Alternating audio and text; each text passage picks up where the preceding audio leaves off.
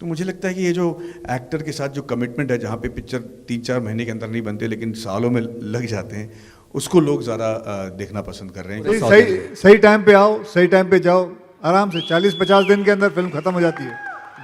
ये सब जहाँ तक बॉक्स ऑफिस में परफॉर्मेंस की बात है, it's not such a rocket science. हाल ही में जितने भी बड़े पिक्चरें हिट हुई हैं, उसमें हमने ये चीज़ कॉमन दिखा है कि चाहे वो पुष्पा हो, RRR हो, बाहुबली हो, गंगूबाई हो, या कश्मीर फाइल्स, या भूल भुलैया, वो कोई भी फिल्म आसान से 1.5 महीने में 2 महीने में बनने वाली फिल्में नहीं हैं। उसमें सारे एक्टर बहुत हार्ड वर्क करके उसी पिक्चर में कई सालों तक वो जुड़े रहे और बड़े कमिटमेंट के साथ उन्होंने वो पिक्चर की है। तो अगर वो कोई पैटर्न है तो शायद हम इसमें बच जाएंगे, ये मेरा मानना है। देखिए, हकीकत ये है कि Baahubali 1, Baahubali 2, RRR, KGF 1, KGF 2 and Pushpa, ये फिल्में हैं जो हिंदी फिल्मों से ज़्यादा कमा पाई हैं, और वो इसलिए शायद इनके fan followings all over India रहे हैं और ये बड़े स्केल पे बनी हैं। पर इसका मतलब ये नहीं कि हिंदी फिल्में नहीं चली हैं। जैसे आपने खुद ही कहा, गंगूबाई से लेकर कश्मीर फाइल से लेकर ये भूल भुलैया तक, वो भी बड़े बड़े हिट, और छोटे मोटे हिट नहीं, बड़े बड़े हिट हुए हैं। पर मुझे लगता है कि ये जो कोविड एरा के बाद लोगों की फितरत बदल गई है ना, तो स्क्रिप्ट्स अगर कोविड प्रूफ नहीं है, मेरा मतलब ये है कि कोविड के बाद ना लोगों का सहन शक्ति कम हो गया है, पेशेंस कम हो गया है। तो स्क्रीन प्ले में जो पेसिंग की ज़रूरत होती है, जो रिसर्च की ज़रूरत होती है, जिसकी वजह से लोगों को लगता है कि फिल्म जल्दी से आगे बढ़ रही है, वो शायद फिल्मों में न होने की वजह से फिल्में नहीं चल रही होंगी, ये मेरा मानना है। दूसरी बात यह है कि ये सारी फिल्में जो चली हैं, उसमें जैसे मैंने पहले बताया था, सारे एक्टरों ने बहुत हार्ड वर्क किया है। आप RRR देख लीजिए तो आप एक्टरों की वजह से आप कहोगे कि यार ये पिक्चर इतनी अच्छी है। चाहे वो पुष्पा हो जाए, जहाँ पे उन्होंने टोटली कैरेक्टर मेंटेन किया है थ्रू आउट, क्योंकि अल्लू अर्जुन कमाल के दिखने के हैं, अच्छे डांसर हैं, पर उस फिल्म में उन्होंने वो कैरेक्टर मेंटेन करते हुए रोमांस किया है, डांस भी किया है।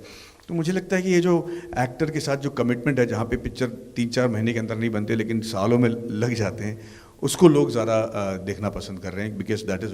बट फिर भी मैं ये कह दूं कि एनालाइज करना बिल्कुल यूजलेस है, क्योंकि इंडस्ट्री में the rule is that the day you think there is a rule, you have lost it, because everything is just a changing scenario.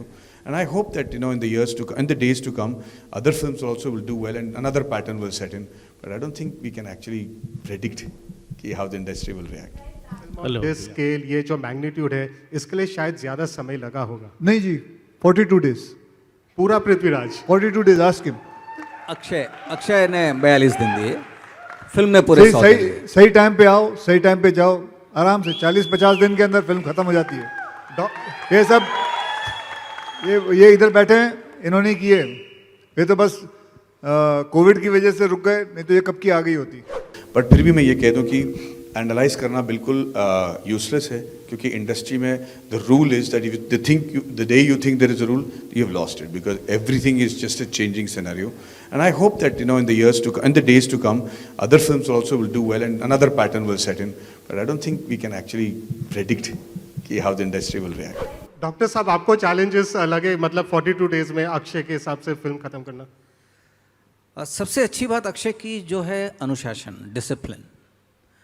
यदि उन्होंने 7 बजे कहा है तो वो 7 बजे आते हैं पूरी तैयारी के साथ, और वो सिर्फ अपना ही काम नहीं करते हैं, दूसरों को भी मोटिवेट करते हैं कि एक निर्माता पर बहुत बड़ी जिम्मेदारी होती है, इसलिए हम सबको जितने जल्दी हो समय पर आएँ, समय पर जाएं और ध्यान रखें।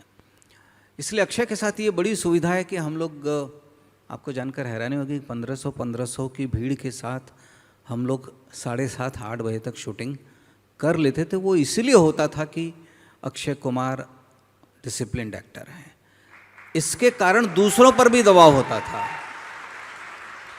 दूसरे जो साथी कलाकार हैं उनको भी लगता था कि अक्षय तो 7 बजे आ जाने वाले हैं, इसलिए। और पूरी हमारी जो टीम है, पूरा दल है, हमारे लिए सुबह 3 बजे शुरू होती थी और सर 6:30 बजे तक आ जाते थे। तो मेरे लिए कोई बहुत बड़ी चुनौती नहीं थी, क्योंकि जब एक और अक्षय कुमार, अच्छा मानुषी के साथ सबसे अच्छी बात ये थी कि मुझे नहीं याद है कि मानुषी ने कभी स्क्रिप्ट को वापस देखा। जैसा मानुषी ने बताया कि हम दोनों ने बैठकर 9 महीने रीडिंग की, मानुषी को सारे संवाद पूरी तरह से आते। अभी भी अगर आप पूछेंगे तो ये स्क्रिप्ट आपको शुरू से, अपने ही नहीं, मेरे भी, सबके भी, आजू बाजू के सबके याद करके आ जाती थी। तो इसलिए मेरे भाई कोई इसमें बड़ी चुनौती नहीं थी।